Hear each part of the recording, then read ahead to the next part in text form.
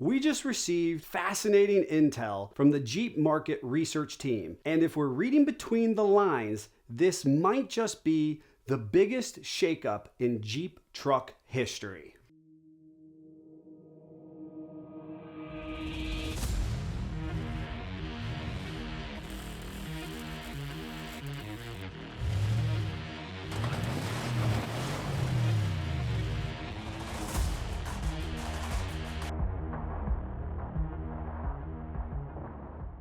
A recent leaked email leads us to believe that a potential third-party market group is doing some deep dive research on what the future of the JT Gladiator may look like. They ask about 3 different specific components of the future of the model, which is the grille, the fender integration, and the power plant or powertrain of the pickup truck. Now, it's interesting because we actually have a copy of the email, and it reads, "To make sure our vehicles remain state-of-the-art and exceed your expectations, we're inviting you to share your thoughts and opinions by filling out a short survey.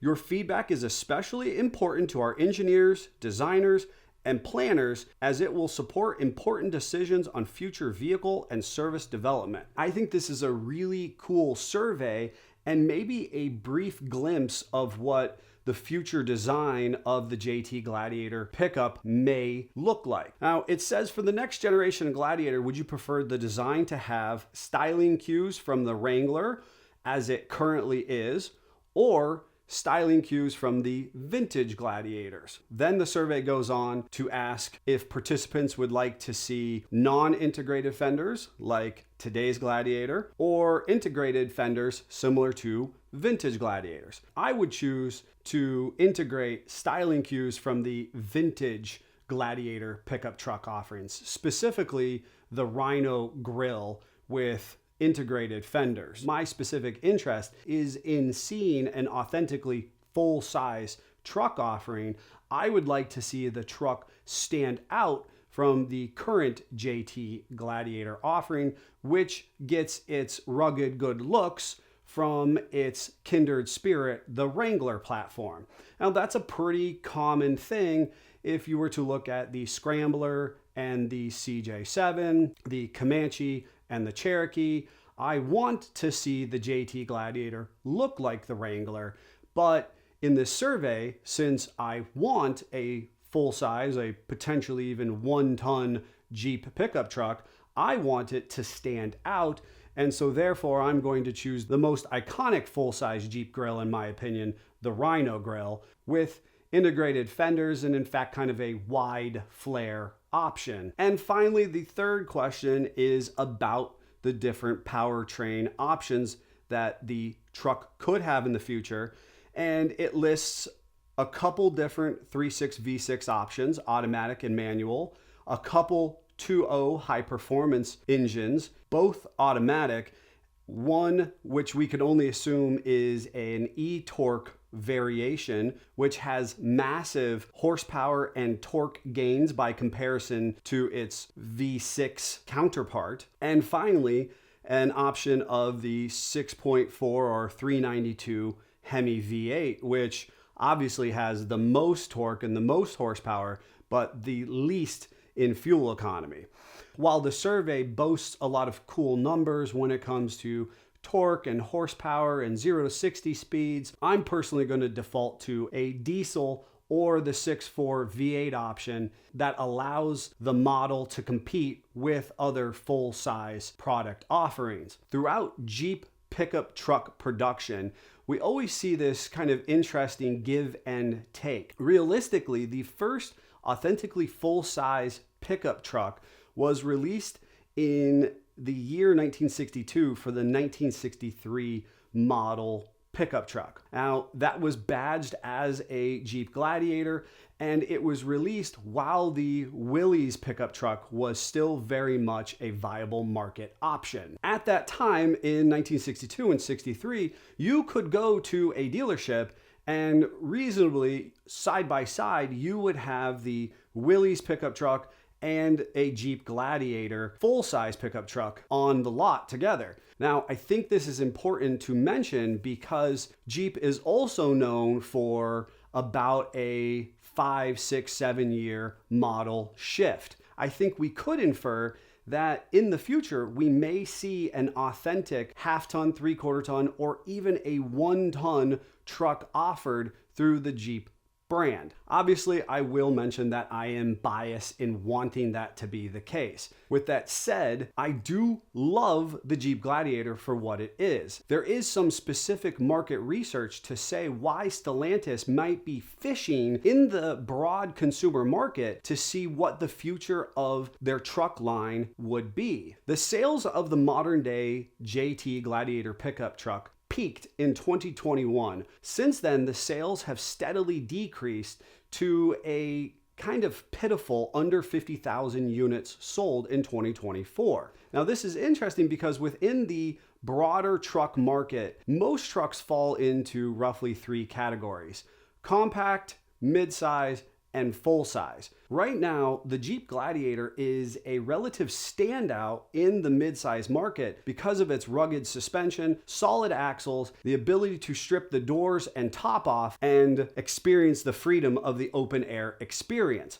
Obviously, it's the only vehicle in its class to do so. And the full-size market, which has long been dominated by the F-Series pickup trucks, all the GM platforms, and Ram product lines, is arguably saturated. While it has admirable attributes, if the platform was to move down a tier into the compact market or up a tier into the full-size market, it may actually become a standout. While the compact class might make the most sense to create an industry standout, I believe that oftentimes manufacturers don't downgrade a platform to create relativity. Instead, they try to offer more bells and whistles and kind of more grandiose redesigns to attract a new base.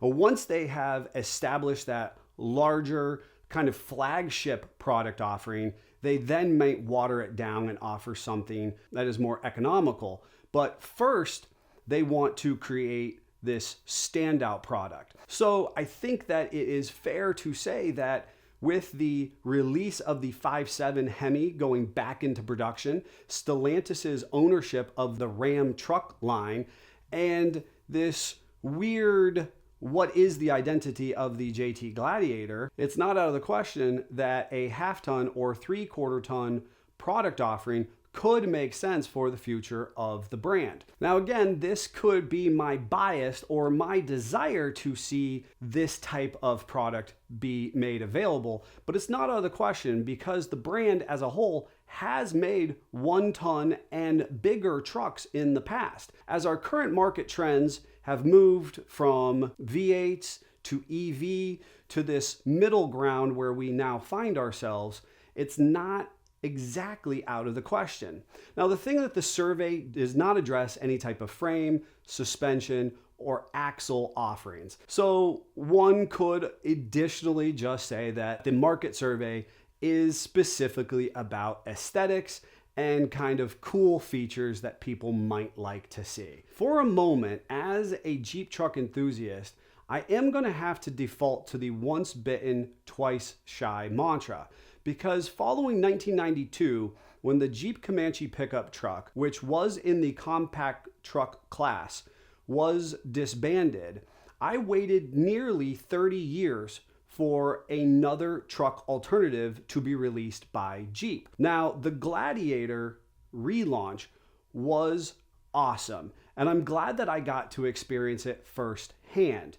But we were not actually given a single cab pickup truck. Additionally, we were never actually given a factory V8 in the model like so many people wanted. As a whole, it suggests that the Jeep team has already framed the conversation offering fender integration or not, grille inspiration, and specific power plant options. It does not address any additional diesel options, true electrification, or the 5.7 Hemi, which would make a lot of sense given its popularity both in the OE and aftermarkets. Finally, it didn't address any type of axle upgrades, towing capacities, or any other performance accessories that consumers may want to see. It was very much a style and power plant driven conversation, which brings us back down to earth and says that potentially we're just ramping up for a mid-model production change, much like we've seen under the JK, the JL, previously under the TJ and YJ platforms, that basically as manufacturers continue to try and loosely reinvent themselves while still offering the same model, they give us slight changes to encourage new ownership and reinvestment in the brand or model itself. The current market has opportunity in it for us to reinvent the Gladiator platform as we know it. Will we actually see that? I'm not really sure, but it is always fun to dream and wish better for the Jeep brand as a whole. I would love to know what you guys think in the comments below. And quite frankly, I'd love to just hear some dream builds or what you guys think would be the ultimate Jeep pickup truck offering. And I love the benchtop build, and so let's daydream together in that process.